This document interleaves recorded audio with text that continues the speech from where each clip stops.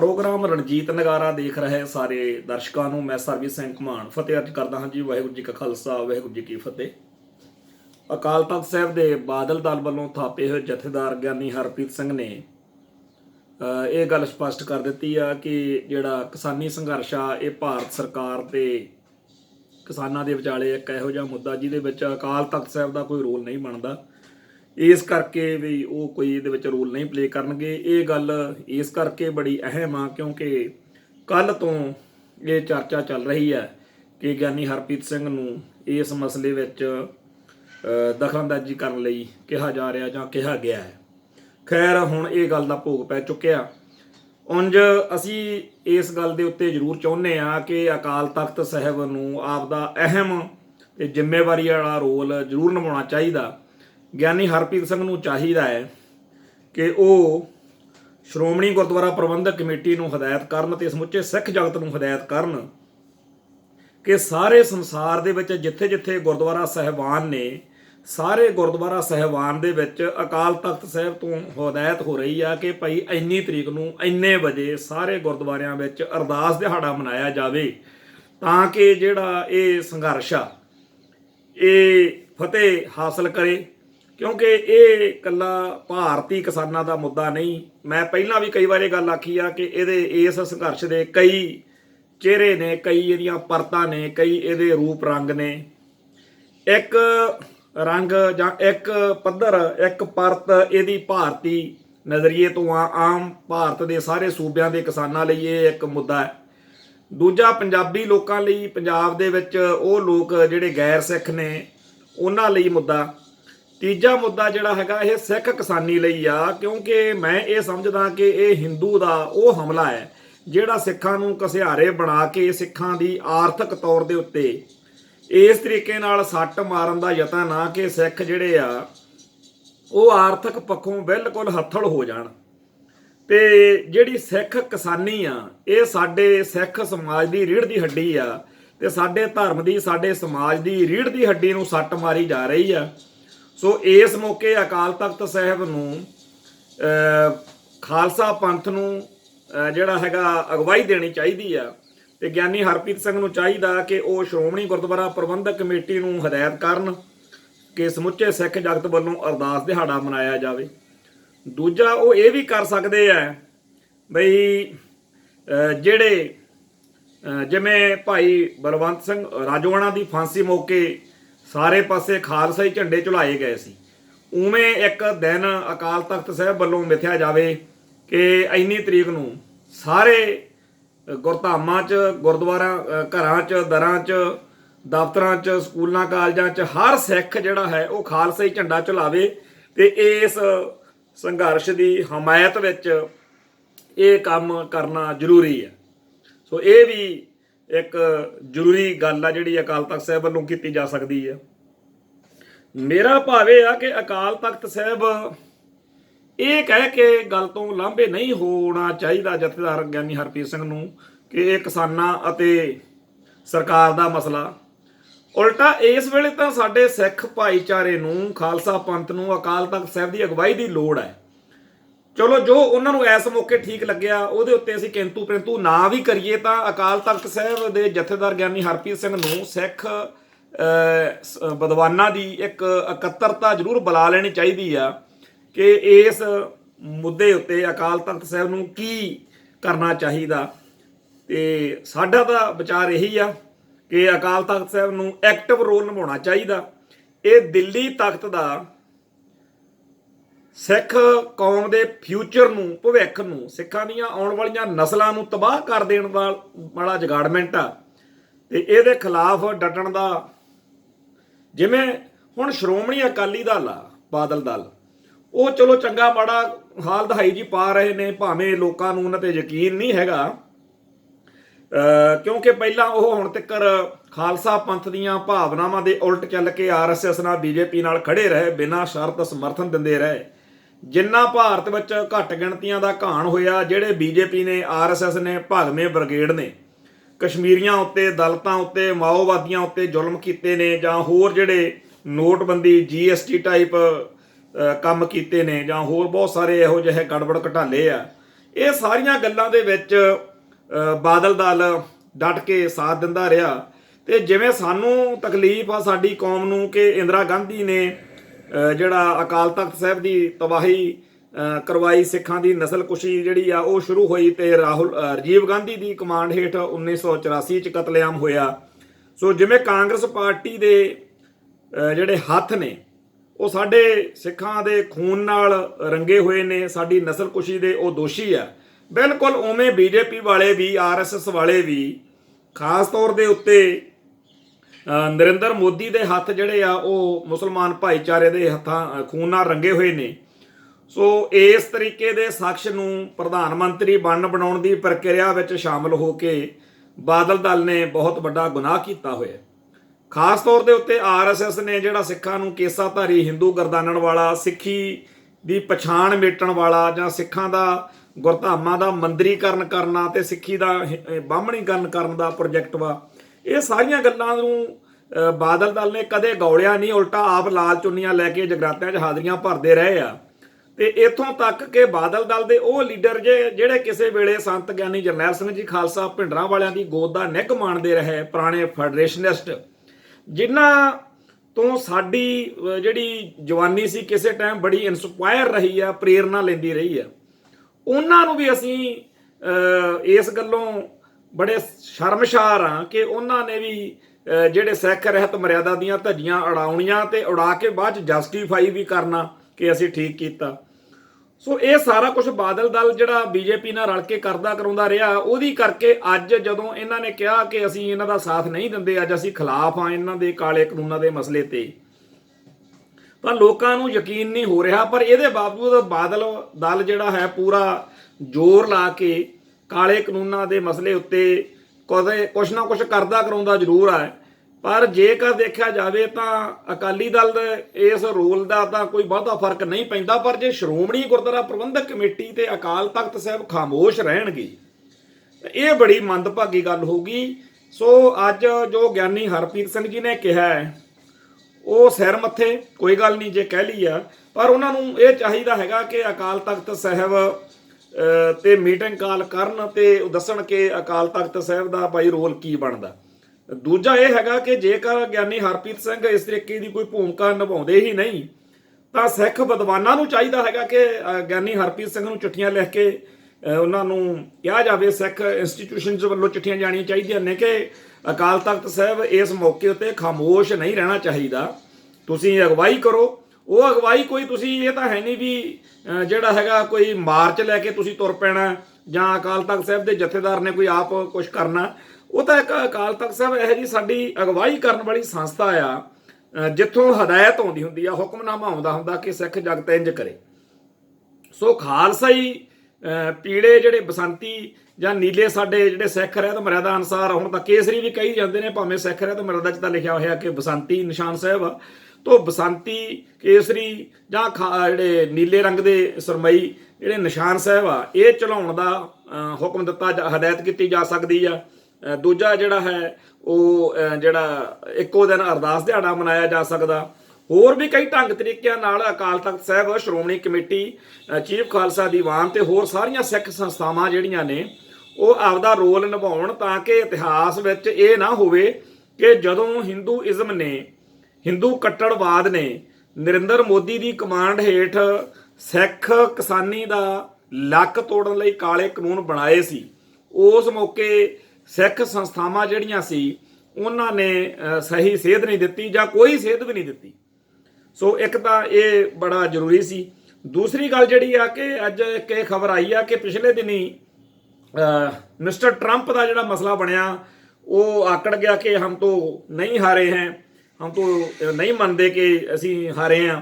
ਉਹ ਪਾਰਲੀਮੈਂਟ ਦੇ ਵਿੱਚ ਜਿਹੜਾ ਉੱਥੇ ਉਹਨਾਂ ਦਾ ਸੰਸਦ ਭਵਨ ਆ ਉਹਦੇ ਵਿੱਚ ਕਾਫੀ ਗੜਬੜ ਹੋਈ, ਉਹਦੀਆਂ ਸਾਰੀਆਂ ਖਬਰਾਂ ਤੇ ਫੋਟੋਆਂ ਕਾਫੀ ਚਰਚਾ 'ਚ ਰਹੀਆਂ।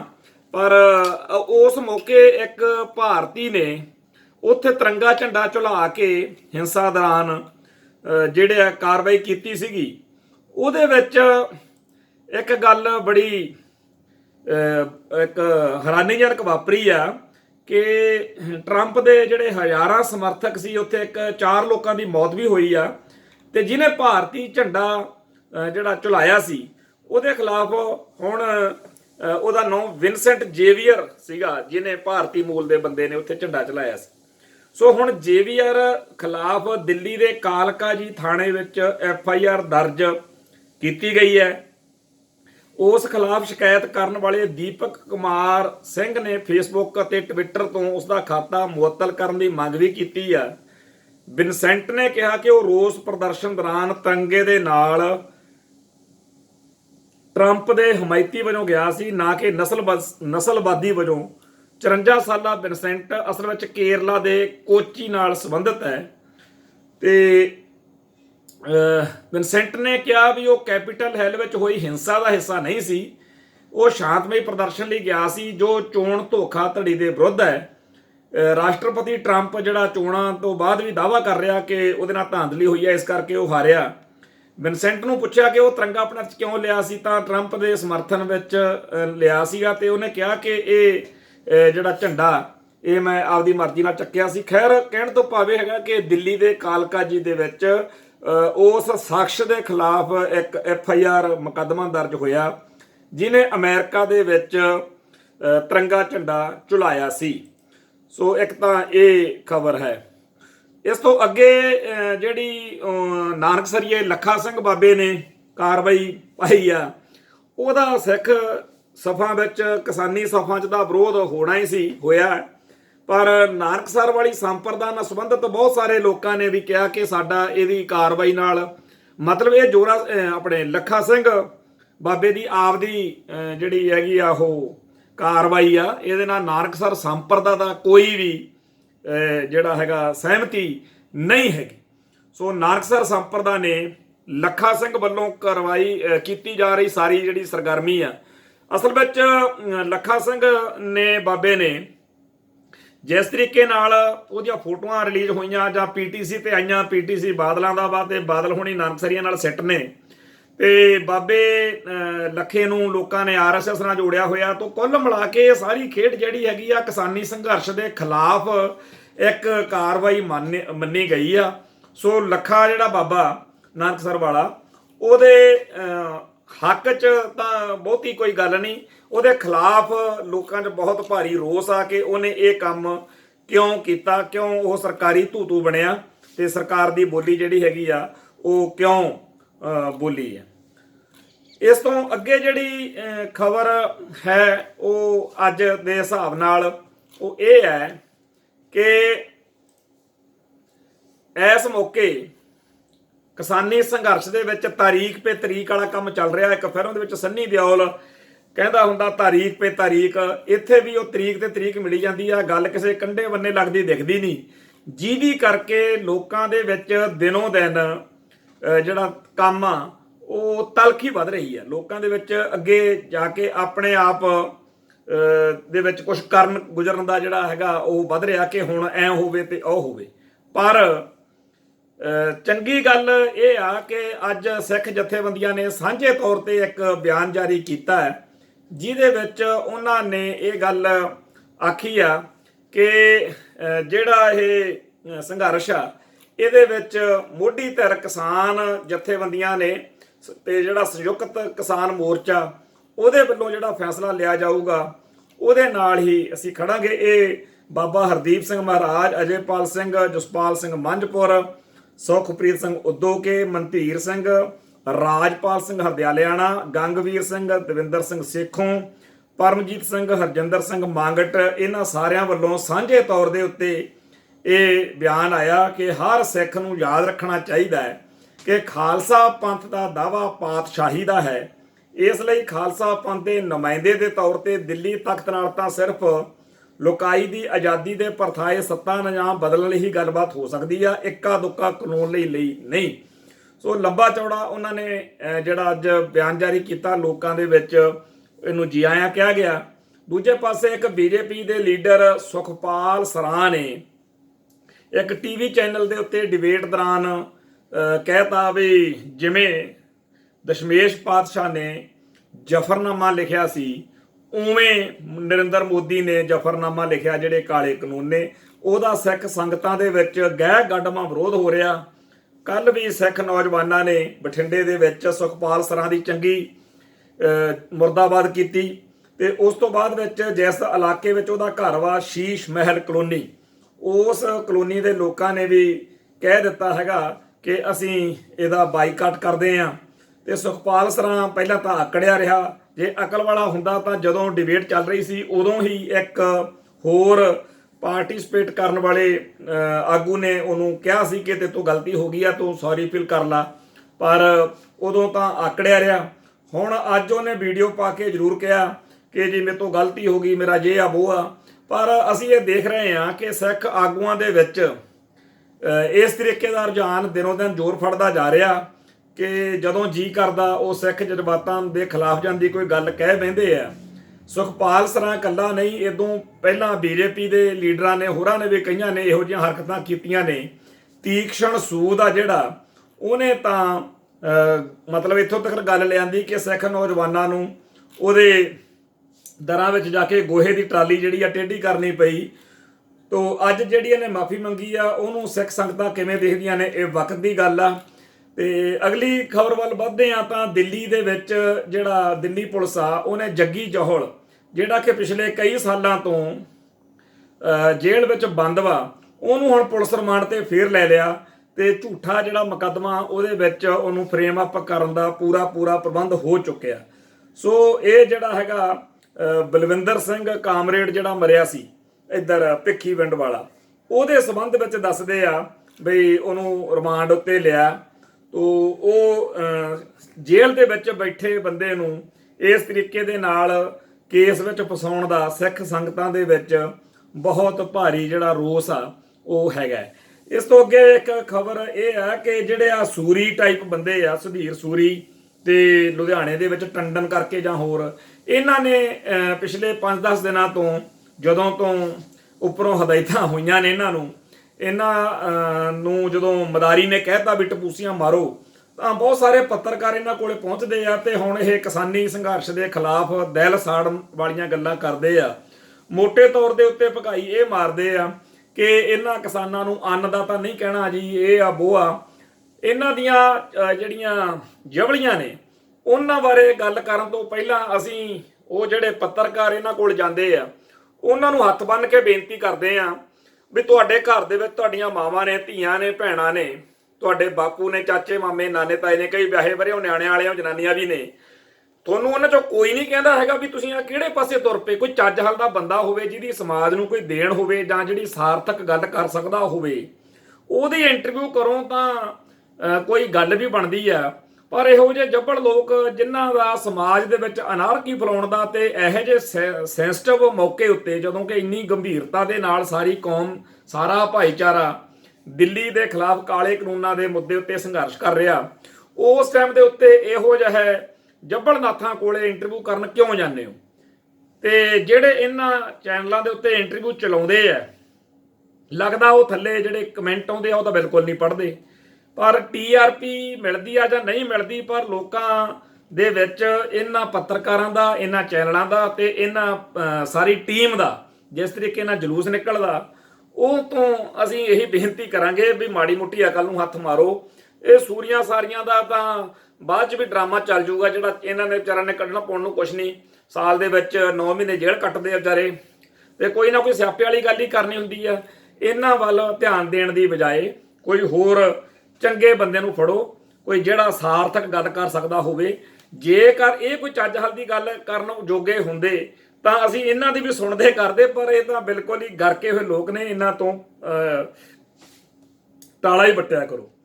ਤੇ ਅਗਲੀ ਖਬਰ ਇਹ ਆ ਕਿ ਜਿਹੜਾ ਇਟਲੀ ਆ, ਇਟਲੀ ਦੇ ਵਿੱਚ ਸਿੱਖਾਂ ਵੱਲੋਂ ਆਪਣੀ ਪਹਿਚਾਣ ਨੂੰ ਕਾਇਮ ਕਰਨ ਦੇ ਲਈ ਬੜੇ ਯਤਨ ਹੋ ਰਹੇ ਨੇ ਤੇ ਗੁਰਦੁਆਰਾ ਸਾਹਿਬਾਨ ਤੇ ਹੋਰਨਾਂ ਥਾਵਾਂ ਦੇ ਉੱਤੇ ਜਿਹੜੇ ਯਤਨ ਚੱਲ ਰਹੇ ਆ, ਉਹਦੇ ਵਿੱਚ ਹੁਣ ਇਹ ਆ ਕਿ ਇੰਡੀਅਨ ਸਿੱਖ ਕਮਿਊਨਿਟੀ ਇਟਲੀ ਵੱਲੋਂ ਪੰਜਾਬੀ ਬੋਲੀ ਲਈ ਕੀਤੀਆਂ ਜਾ ਰਹੀਆਂ ਕੋਸ਼ਿਸ਼ਾਂ ਨੂੰ ਬੂਰ ਪਿਆ ਤੇ ਪੰਜਾਬੀ ਵਿੱਚ ਲਿਖੇ ਜਾਣਗੇ ਇਟਲੀ ਦੇ 5 ਰੇਲਵੇ ਸਟੇਸ਼ਨਾਂ ਦੇ ਨਾਂ। ਬੜੀ ਚੰਗੀ ਖਬਰ ਆ ਤੇ ਲੋਕਾਂ ਨੂੰ ਅੱਜ ਇਸ ਖਬਰ ਨੂੰ ਪੜ੍ਹ ਕੇ ਬੜਾ ਚੰਗਾ ਲੱਗਿਆ ਕਿ ਸਾਰੇ ਸੰਸਾਰ ਦੇ ਵਿੱਚ ਸਾਡੀ ਮਾਂ ਬੋਲੀ ਦੀਆਂ ਧੁੰਮਾਂ ਪੈ ਰਹੀਆਂ ਨੇ। ਤੇ ਇੱਥੇ ਅਸੀਂ ਇੱਕ ਹੋਰ ਦੁਖਦਾਈ ਖਬਰ ਸਾਂਝੀ ਕਰਨੀ ਚਾਹੁੰਦੇ ਹਾਂ ਕਿ ਬੀਬੀ ਉਪਕਾਰ ਕੌਰ ਜੀ, ਜਿਹੜੇ ਕਿ ਪ੍ਰੋਫੈਸਰ ਦਵਿੰਦਰਪਾਲ ਸਿੰਘ ਭੁੱਲਰ ਦੇ ਸਤਿਕਾਰਯੋਗ ਮਾਤਾ ਜੀ ਸੀ, ਉਹ ਪਿਛਲੇ ਦਿਨੀ ਸਦੀਵੀ ਵਿਛੋੜਾ ਦੇ ਗਏ ਸੀ, ਕਾਫੀ ਬਿਮਾਰ ਰਹੇ। ਉਹਨਾਂ ਨੇ ਆਪਦੇ ਪੁੱਤਰ ਦੀ ਜਿਹੜੀ ਫਾਂਸੀ ਦਾ ਹੁਕਮ ਜਿਹੜਾ ਹੋਇਆ ਸੀ, ਉਹਦੇ ਸੰਘਰਸ਼ ਦੇ ਵਿੱਚ ਬਹੁਤ ਅਹਿਮ ਭੂਮਿਕਾ ਨਿਭਾਈ। ਉਹ ਸਦੀਵੀ ਵਿਛੋੜਾ ਦੇ ਗਏ ਤੇ ਆਪਾਂ ਨੂੰ ਇਹ ਵੀ ਪਤਾ ਕਿ ਸਰਦਾਰ ਬਲਵੰਤ ਸਿੰਘ ਭੁੱਲਰ ਨੂੰ ਵੀ ਪੁਲਿਸ ਨੇ, ਸਮੇਧ ਸੈਣੀ ਨੇ ਕਿਸ ਤਰੀਕੇ ਨਾਲ ਸ਼ਹੀਦ ਕਰ ਦਿੱਤਾ ਸੀ। ਸੋ ਉਹਨਾਂ ਦੇ ਨਿਮਿਤ 17 ਜਨਵਰੀ ਨੂੰ ਅੰਮ੍ਰਿਤਸਰ ਦੇ Ranjit avenue block B Amritsar ਦੇ ਵਿੱਚ ਗੁਰਦੁਆਰਾ ਪਾਤਸ਼ਾਹੀ 6ਵੀਂ ਦੇ ਵਿੱਚ ਇੱਥੇ ਇੱਕ ਭੋਗ ਦਾ ਤੇ ਅੰਤਮ ਅਰਦਾਸ ਦਾ ਸਮਾਗਮ ਹੈ। ਸੋ ਜਿਹੜੇ ਵੀਰ ਭਰਾ ਇਸ ਮੌਕੇ ਪਰਿਵਾਰ ਨਾਲ ਜਿਹੜਾ ਦੁੱਖ ਜ਼ਾਹਿਰ ਕਰਨ ਦੇ ਲਈ, ਹਮਦਰਦੀ ਜ਼ਾਹਿਰ ਕਰਨ ਦੇ ਲਈ ਹਾਜ਼ਰੀ ਭਰਨੀ ਚਾਹੁੰਦੇ ਆ, ਉਹ 17 ਜਨਵਰੀ ਨੂੰ ਐਤਵਾਰ ਵਾਲੇ ਦਿਨ ਦੁਪਹਿਰਿਓਂ 12 ਵਜੇ ਤੋਂ ਲੈ ਕੇ 2 ਵਜੇ ਤੱਕ ਗੁਰਦੁਆਰਾ ਪਾਤਸ਼ਾਹੀ 6ਵੀਂ Ranjit avenue B block Amritsar ਦੇ ਵਿੱਚ ਜ਼ਰੂਰ ਪਹੁੰਚਣ। ਤੇ ਇੱਕ ਜਿਹੜੀ ਪਿਛਲੇ ਦਿਨਾਂ ਦੇ ਵਿੱਚ ਬਾਬਾ ਰਾਮ ਸਿੰਘ ਚੜ੍ਹਾਈ ਕਰ ਗਏ ਸੀ, ਜਿਨ੍ਹਾਂ ਨੇ ਕਿਸਾਨੀ ਸੰਘਰਸ਼ ਦੇ ਦੌਰਾਨ ਗੋਲੀ ਮਾਰ ਲਈ ਸੀ, ਉਸ ਥਾਂ ਤੋਂ ਇੱਕ ਬਾਬਾ ਜੰਗ ਸਿੰਘ ਕਰਨਾਲ ਵਾਲੇ ਹੋਏ ਨੇ, ਜਿਹੜੇ 1982 ਦੇ ਵਿੱਚ ਜਦੋਂ ਗੁਰਦੁਆਰਾ ਰਕਾਬਗੰਜ ਸਾਹਿਬ ਦਿੱਲੀ ਵਿੱਚ ਉੱਥੇ ਉਹ ਸ਼ਹੀਦ ਹੋਏ ਸੀਗੇ, ਉਹਨਾਂ ਦੀ ਤਸਵੀਰ ਜਿਹੜੀ ਆ ਉਹ ਕੇਂਦਰੀ ਸਿੱਖ ਅਜਾਇਬ ਘਰ ਵਿੱਚ ਸੁਸ਼ੋਭਿਤ ਕੀਤੀ ਗਈ ਆ। ਇਹਦਾ ਸਵਾਗਤ ਕਰਦੇ ਆ ਤੇ ਆਸ ਕਰਦੇ ਆ ਕਿ ਜਿਹੜੇ 1978 ਤੋਂ ਇਸ ਕੌਮ ਦੇ ਲੇਖੇ ਲੱਗੇ ਗੁਰੂ ਪਿਆਰੇ ਨੇ, ਉਹਨਾਂ ਸਾਰਿਆਂ ਦੀਆਂ ਤਸਵੀਰਾਂ ਜਿਹੜੀਆਂ ਨੇ ਉਹ ਕੇਂਦਰੀ ਸਿੱਖ ਅਜਾਇਬ ਘਰ ਵਿੱਚ ਲਾਈਆਂ ਜਾਣਗੀਆਂ, ਜਾਂ ਵੱਖਰੇ ਤੌਰ ਦੇ ਉੱਤੇ ਕੋਈ ਇਹੋ ਜਿਹਾ ਸਥਾਨ ਬਣਾਇਆ ਜਾਵੇ ਜਿੱਥੇ ਸਿੱਖ ਸ਼ਹੀਦਾਂ ਦੀਆਂ ਜਿਹੜੀਆਂ ਨੇ ਤਸਵੀਰਾਂ ਉਹ ਲਾਈਆਂ ਜਾਣ। ਤੇ ਅਗਲੀ ਖਬਰ ਵੱਲ ਵੱਧਦੇ ਹੋਏ ਇਹ ਕਹਿਣਾ ਦੱਸਣਾ ਚੰਗਾ ਸਮਝਦੇ ਆ ਕਿ ਕਿਸਾਨ ਆਗੂ ਰਾਕੇਸ਼ ਟਕੈਤ ਨੇ ਕੇਂਦਰ ਸਰਕਾਰ ਵੱਲੋਂ 8ਵੇਂ ਗੇੜ ਦੀ ਜਿਹੜੀ ਗੱਲਬਾਤ ਹੈ, ਜਦੋਂ ਉਹਦਾ ਰਿਜ਼ਲਟ ਆ ਚੁੱਕਿਆ ਕਿ ਕੋਈ ਜਿਹੜਾ ਨਹੀਂ ਤਣ ਪੱਤਣ ਲੱਗੀ, ਤਾਂ ਇੱਕ ਗੱਲ ਬੜੀ ਚੰਗੀ ਉਹਨਾਂ ਨੇ ਆਖੀ ਆ ਕਿ ਕੋਈ ਵੀ ਆਗੂ ਸੋਧਾਂ ਸਾਧਾਂ ਤੇ ਸਹਿਮਤ ਨਹੀਂ ਹੋਊਗਾ, ਤੇ ਜਿਹੜਾ ਸੋਧਾ ਮੰਨੂਗਾ ਇਹਨਾਂ ਕਾਲੇ ਕਾਨੂੰਨਾਂ ਵਿੱਚ, ਉਹਨੂੰ ਜੈ ਚੰਦ, ਜਿਹੜਾ ਭਾਰਤ ਦੇ ਵਿੱਚ ਇੱਕ ਗਦਾਰ ਦਾ ਸਿੰਬਲ ਆ ਜੈ ਚੰਦ, ਤੇ ਸਦੀਆਂ ਪਹਿਲਾਂ ਉਹਨੇ ਗਦਾਰੀ ਕੀਤੀ ਸੀ, ਸੋ ਉਹਦੀ ਗੱਲ ਜਿਹੜੀ ਹੈਗੀ ਆ ਕਿਹਾ ਕਿ ਉਹ ਜੈ ਚੰਦ ਜਿਹੜਾ ਹੈਗਾ ਉਹ ਅਖਵਾਇਆ ਜਾਊਗਾ। ਇੱਧਰ ਇਹ ਕਾਲੇ ਕਾਨੂੰਨਾਂ ਦੇ ਬਾਰੇ ਕੱਲ ਉਹਨੇ ਜਦੋਂ ਤੋਮਰ ਨੇ ਕਿਹਾ ਕਿ ਜੀ ਆਪਾਂ ਅਦਾਲਤ ਵਿੱਚ, ਸੁਪਰੀਮ ਕੋਰਟ ਦੇ ਵਿੱਚ ਕੇਸ ਆ, ਤਾਂ ਸੁਪਰੀਮ ਕੋਰਟ ਵਾਲੀ ਗੱਲ ਦੇ ਉੱਤੇ ਵੈਸੇ ਤਾਂ ਜਿਹੜੇ ਕਿਸਾਨ ਭਾਈਚਾਰਾ, ਕਿਸਾਨ ਜਥੇਬੰਦੀਆਂ ਦੇ ਆਗੂ ਆ, ਉਹਨਾਂ ਦਾ ਕੋਈ ਹੈ ਹੀ ਨਹੀਂ ਹੈਗਾ। ਪਰ ਇੱਕ ਗੱਲ ਇੱਥੇ ਹੈ ਕਿ ਇੱਕ ਰੰਜਨ ਗਗੋਈ ਸੁਪਰੀਮ ਕੋਰਟ ਦਾ ਸਾਬਕਾ ਜੱਜ ਰਿਹਾ, ਉਹ ਬਾਅਦ ਵਿੱਚ ਬੀਜੇਪੀ ਵਾਲਿਆਂ ਨੇ ਸਿਰਫ ਇਸ ਕਰਕੇ ਮੈਂਬਰ ਪਾਰਲੀਮੈਂਟ ਬਣਾਤਾ ਕਿਉਂਕਿ ਉਹ ਜਦੋਂ ਸੀਟ ਉੱਤੇ ਸੀ, ਸੁਪਰੀਮ ਕੋਰਟ ਦਾ ਜੱਜ ਸੀ, ਉਹਨੇ ਉਹ ਸਾਰੇ ਫੈਸਲੇ ਕੀਤੇ ਜਿਹਦੇ ਨਾਲ ਬੀਜੇਪੀ ਦਾ, RSS ਦਾ ਏਜੰਡਾ ਜਿਹੜਾ ਹੈ ਉਹ ਸੂਤ ਬਹਿੰਦਾ ਹੋਵੇ। ਇਹਨਾਂ ਦਿਨਾਂ ਦੇ ਵਿੱਚ ਰੰਜਨ ਗਗੋਈ ਜਿਹੜਾ ਹੈ ਉਹ ਬੀਜੇਪੀ ਦੇ ਵੱਲੋਂ ਕਿਸਾਨੀ ਸੰਘਰਸ਼ ਦੇ ਖਿਲਾਫ ਬਹੁਤ ਹਲਕੇ ਦਰਜੇ ਦੀਆਂ ਟਿੱਪਣੀਆਂ ਕਰ ਰਿਹਾ, ਤੇ ਅੱਜ ਜਦੋਂ ਇਹ ਟਿੱਪਣੀਆਂ ਲੋਕ ਪੜ੍ਹਦੇ ਆ ਤਾਂ ਇਹ ਚਰਚਾ ਹੋਣੀ ਸੁਭਾਵਕ ਆ ਕਿ ਜੇਕਰ ਸੁਪਰੀਮ ਕੋਰਟ ਦੇ ਵਿੱਚ ਆਪਾਂ ਇਸ ਕਿਸਾਨੀ ਸੰਘਰਸ਼ ਨਾਲ ਸੰਬੰਧਿਤ ਕਾਲੇ ਕਾਨੂੰਨਾਂ ਦੇ ਮਸਲੇ ਉੱਤੇ ਜਾਣਾ ਚਾਹੀਏ, ਇਨਸਾਫ ਲੈਣਾ ਚਾਹੀਏ, ਤਾਂ ਇਹ ਨਾ ਹੋਵੇ ਵੀ ਜਿਹੜੇ ਜੱਜ ਨੇ ਕੇਸ ਸੁਣਨਾ ਉਹ ਵੀ ਇਸੇ ਆਸ ਵਿੱਚ ਬੈਠਾ ਹੋਵੇ ਕਿ ਆਪਾਂ ਰੰਜਨ ਗਗੋਈ ਵਾਂਗੂ ਮੈਂਬਰ ਪਾਰਲੀਮੈਂਟ ਬਣਨਾ ਬਾਅਦ 'ਚ। ਸੋ ਮੈਂਬਰ ਪਾਰਲੀਮੈਂਟ ਬਣਨ ਦੇ ਲਈ ਉਹ ਕੀ ਕਰੇਗਾ, ਉਹ ਕਿਸਾਨਾਂ ਦੇ ਖਿਲਾਫ ਫੈਸਲਾ ਦੇਵੇਗਾ। ਸੋ ਇਸ ਕਰਕੇ ਜਿਹੜਾ ਸੁਪਰੀਮ ਕੋਰਟ ਵਰਗੀ ਸੰਸਥਾ, ਉਹਦਾ ਵੀ ਵਕਾਰ ਜਿਹੜਾ ਹੈ ਰੰਜਨ ਗਗੋਈ ਨੇ ਤੇ ਬੀਜੇਪੀ ਨੇ ਰਲ ਮਿਲ ਕੇ ਪੂਰੀ ਤਰ੍ਹਾਂ ਡਬੋਣਾ ਸ਼ੁਰੂ ਕੀਤਾ ਹੋਇਆ। ਅੱਜ ਜਿਹੜੀ ਇਹ ਕੱਲ ਜਿਹੜੀ ਮੁਲਾਕਾਤ ਹੋਈ ਆ, ਉਹਦੇ ਵਿੱਚ ਇੱਕ ਕਲਵੰਤ ਸੰਧੂ, ਕਾਂਤੀ ਕਾਮਰੇਡ ਗੁਰਾਇਆ ਫਲੋਰ ਏਰੀਏ ਦਾ, ਲਾਲ ਪੱਗ ਬੰਨ੍ਹ ਕੇ ਉਹ ਬਾਬਾ ਸਰਗਰਮ ਰਿਹਾ ਹੈ ਤੇ ਉਹਦੀ ਸੋਸ਼ਲ ਮੀਡੀਆ ਤੇ ਬਹੁਤ ਚਰਚਾ ਹੋ ਰਹੀ ਆ। ਪਰ ਇਹੋ ਜਿਹੇ ਬਹੁਤ ਸਾਰੇ ਟਾਊਟ ਤੇ ਸਿੱਖੀ ਦੇ ਦੁਸ਼ਮਣ ਜਿਨ੍ਹਾਂ ਨੇ ਖਾੜਕੂ ਲਹਿਰ ਦੌਰਾਨ ਸਰੇਆਮ ਸਿੱਖਾਂ ਦਾ ਵਿਰੋਧ ਕੀਤਾ, ਉਹ ਇਸ ਸੰਘਰਸ਼ ਵਿੱਚ ਚੌਧਰੀ ਬਣੇ ਹੋਏ ਨੇ ਤੇ ਲੋਕਾਂ ਦੇ ਵਿੱਚ ਉਹਨਾਂ ਦਾ ਵਿਰੋਧ ਵੀ ਹੋ ਰਿਹਾ। ਅਸੀਂ ਇਹ ਸਮਝਦੇ ਹਾਂ ਕਿ ਕਿਸਾਨ ਸੰਘਰਸ਼ ਨਾਲ ਸੰਬੰਧਿਤ ਧਿਰਾਂ ਨੂੰ ਇਹ ਜਿਹੜੇ ਇਹੋ ਜਿਹੇ ਲੋਕ ਨੇ ਜਿਨ੍ਹਾਂ ਦੀ ਪੰਥ ਵਿੱਚ, ਸਮਾਜ ਵਿੱਚ, ਲੋਕਾਂ ਦੇ ਵਿੱਚ ਕੋਈ ਅਕਸ ਚੰਗਾ ਨਹੀਂ, ਉਹਨਾਂ ਨੂੰ ਪਾਸੇ ਕਰਨਾ ਚਾਹੀਦਾ।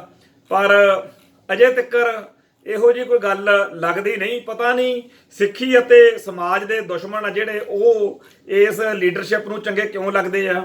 ਜੇ ਕੋਈ ਪੰਥਦਰ ਦੀ ਸਟੇਜ ਤੇ ਚਲੇ ਜਾਵੇ ਉਹਨੂੰ ਤਾਂ ਕਹਿੰਦੇ ਆ 1 ਮਿੰਟ 'ਚ ਗੱਲ ਨਿਬੇੜ ਦੇ, ਪਰ ਜਿਹੜੇ ਇਹੋ ਜਿਹੇ ਬੰਦੇ ਆ ਜਿਨ੍ਹਾਂ ਨੇ ਹਮੇਸ਼ਾ ਸਿੱਖ ਜਜ਼ਬਾਤਾਂ ਨੂੰ ਲਾਂਬੂ ਲਾਏ ਨੇ, ਉਹਨਾਂ ਨੂੰ ਕਹਿੰਦੇ ਅੱਧਾ ਘੰਟਾ ਬੋਲ ਲਾ।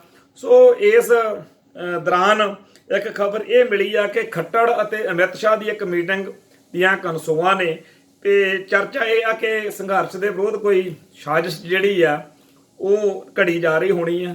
ਸੋ ਅਸੀਂ ਅੱਜ ਦੇ ਇਸ ਪ੍ਰੋਗਰਾਮ ਦੇ ਰਾਹੀਂ ਸੰਗਤਾਂ ਨੂੰ ਇਹ ਬੇਨਤੀ ਕਰਾਂਗੇ ਕਿ ਜਿਹੜਾ ਅਕਾਲ ਤਖਤ ਸਾਹਿਬ ਹੈ ਉਹਦੇ ਬਾਰੇ ਜਿਹੜੀ ਚਰਚਾ ਚੱਲੀ ਆ, ਕਈ ਭਰਾਵਾਂ ਨੇ ਕਿਹਾ ਹੈਗਾ ਕਿ ਵਾਕਈ ਉਹਨਾਂ ਨੂੰ ਦਖਲ ਨਹੀਂ ਦੇਣਾ ਚਾਹੀਦਾ, ਗੱਲ 'ਚ ਨਹੀਂ ਹੋਣਾ ਚਾਹੀਦਾ। ਪਰ ਸਾਡੀ ਰਾਏ ਜਿਹੜੀ ਹੈ ਉਹ ਇਹੀ ਹੈ ਕਿ ਅਕਾਲ ਤਖਤ ਸਾਹਿਬ ਹਮੇਸ਼ਾ ਸਿੱਖਾਂ ਨੂੰ ਅਗਵਾਈ ਦਿੰਦਾ ਆਇਆ। ਇਸ ਮੌਕੇ ਵੀ ਅਕਾਲ ਤਖਤ ਸਾਹਿਬ ਨੂੰ ਖਾਮੋਸ਼ ਨਹੀਂ ਰਹਿਣਾ ਚਾਹੀਦਾ। ਸਿੱਖ ਵਿਦਵਾਨਾਂ ਦੀ ਇੱਕ ਵੱਡੀ ਇਕੱਤਰਤਾ ਬੁਲਾ ਕੇ ਉਹਦੇ ਵਿੱਚ ਫੈਸਲਾ ਲੈਣਾ ਚਾਹੀਦਾ। 2 ਪ੍ਰੋਗਰਾਮ ਤਾਂ ਬੜੀ ਸਹਿਜਤਾ ਦੇ ਨਾਲ ਅਕਾਲ ਤਖਤ ਸਾਹਿਬ ਤੋਂ ਫੌਰੀ ਤੌਰ ਤੇ ਦੇ ਦਿੱਤੇ ਜਾਣੇ ਚਾਹੀਦੇ ਆ। 26 ਜਨਵਰੀ ਤੋਂ ਪਹਿਲਾਂ ਝੰਡਾ ਦਿਵਸ ਮਨਾਉਣਾ ਚਾਹੀਦਾ ਕਿ ਸਾਰੇ ਸਿੱਖ ਝੰਡਾ ਲਾਉਣਗੇ। ਦੂਜਾ ਜਿਹੜਾ ਹੈ ਇੱਕੋ ਦਿਨ ਅਰਦਾਸ ਦਿਹਾੜਾ ਜਿਹੜਾ ਹੈਗਾ ਸਿੱਖ ਜਗਤ ਵਜੋਂ ਮਨਾਇਆ ਜਾਵੇ। ਇਹ ਦੋਨੇ ਪ੍ਰੋਗਰਾਮ ਜਿਹੜੇ ਨੇ ਇਸ ਨਾਂ ਹੇਠ ਦਿੱਤੇ ਜਾ ਸਕਦੇ ਆ ਕਿ ਅਸੀਂ ਕਿਸਾਨੀ ਸੰਘਰਸ਼ ਦੀ ਹਮਾਇਤ ਕਰਦੇ ਹਾਂ। ਸੋ ਇਸ ਬਾਰੇ ਆਪਦੀ ਰਾਏ ਜਿਹੜੀ ਹੈਗੀ ਆ ਕਮੈਂਟਾਂ ਦੇ ਵਿੱਚ ਜ਼ਰੂਰ ਦਿਓ। ਅੱਜ ਖੁਸ਼ੀ ਦੀ ਗੱਲ ਇਹ ਹੈਗੀ ਆ ਕਿ ਸ਼੍ਰੋਮਣੀ ਗੁਰਦੁਆਰਾ ਪ੍ਰਬੰਧਕ ਕਮੇਟੀ ਦੇ ਕੁਝ ਮੈਂਬਰਾਂ ਵੱਲੋਂ ਵੀ ਅਕਾਲ ਤਖਤ ਸਾਹਿਬ ਨੂੰ ਇਹ ਅਪੀਲ ਕੀਤੀ ਗਈ ਆ। ਜਥੇਦਾਰ ਕਰਨੈਲ ਸਿੰਘ ਪੰਜੋਲੀ ਜਿਹੜੇ ਕਿ ਜਥੇਦਾਰ ਗੁਰਚਰਨ ਸਿੰਘ ਟੌੜਾ ਵਾਲੀ ਧਿਰ ਦੇ ਵਾਰਸ ਵਜੋਂ ਲੋਕਾਂ 'ਚ ਜਾਣੇ ਜਾਂਦੇ ਆ, ਉਹਨਾਂ ਨੇ ਵੀ ਅਕਾਲ ਤਖਤ ਸਾਹਿਬ ਨੂੰ ਅਪੀਲ ਕੀਤੀ ਆ ਕਿ ਸ਼੍ਰੋਮਣੀ ਕਮੇਟੀ ਦੇ ਰਾਹੀਂ ਆਪਾਂ ਨੂੰ ਕਿਸਾਨੀ ਸੰਘਰਸ਼ ਦੇ ਮੁੱਦੇ ਉੱਤੇ ਕੋਈ ਨਾ ਕੋਈ ਅਹਿਮ ਜਿਹੜਾ ਹੈ ਗੰਭੀਰ ਜਿਹੜਾ ਹੈਗਾ ਯਤਨ ਉਹ ਕਰਨਾ ਚਾਹੀਦਾ। ਸੋ ਇੱਥੇ ਹੀ ਸਮਾਪਤੀ ਕਰਦੇ ਹਾਂ। ਇੰਨੀਆਂ ਬੇਨਤੀਆਂ ਪ੍ਰਵਾਨ ਕਰਨੀਆਂ। ਬੋਲਦਿਆਂ ਕੋਲੋਂ ਕੋਈ ਸ਼ਬਦ ਉੱਚਾ ਨਹੀਂ ਬੋਲਿਆ ਗਿਆ ਹੋਵੇ ਸੰਗਤ ਬਖਸ਼ਣਯੋਗ ਹੈ। ਫਤਿਹ ਅਰਜ ਕਰਦੇ ਹਾਂ ਜੀ। ਨਾਨਕ ਨਾਮ ਚੜ੍ਹਦੀ ਕਲਾ, ਤੇਰੇ ਭਾਣੇ ਸਰਬੱਤ ਦਾ ਭਲਾ। ਵਾਹਿਗੁਰੂ ਜੀ ਕਾ ਖਾਲਸਾ, ਵਾਹਿਗੁਰੂ ਜੀ ਕੀ ਫਤਿਹ।